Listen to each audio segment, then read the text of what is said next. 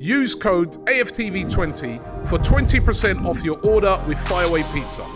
Just click the link in the description below or go to fireaway.co.uk now.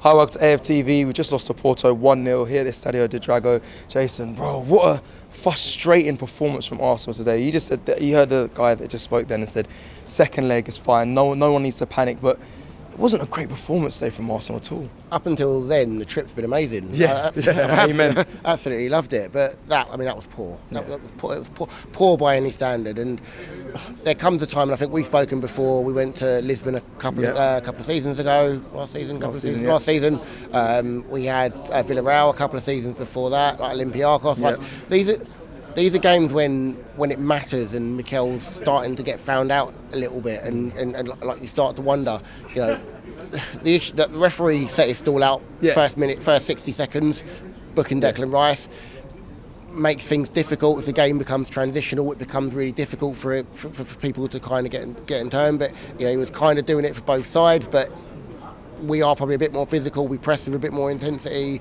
so we were kind of getting caught a little bit more.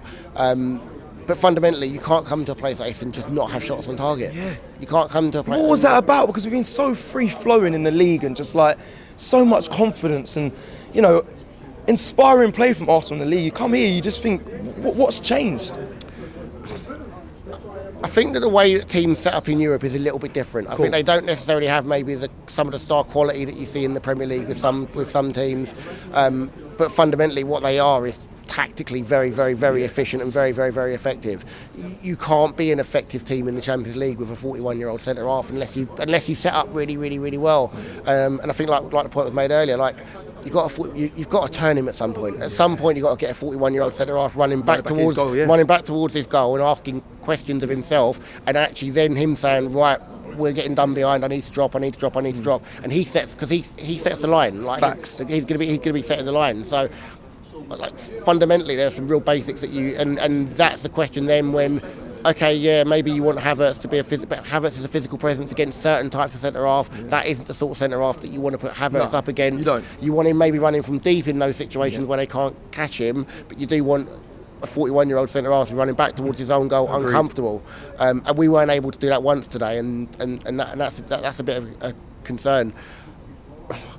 I'm relatively confident going into the second leg, but the challenge that you always have is if you don't score in the first 10, 15, 20 minutes, Pressure starts to build. Yeah, and look, dark arts. We know it's like I think I read a stat today, or I heard a stat that the ball was in play 51% of the game today, which is the lowest out of all of the round of 16 games. That doesn't surprise me. No, and that's the sort of game that it was. And you know, fundamentally, when you allow it to become that sort of game, you make it really, really, really difficult for yourself, because we are a team that when we get on the front foot, we're flowing, we build on the momentum, we get players involved, we get runners, we get things happening and working well.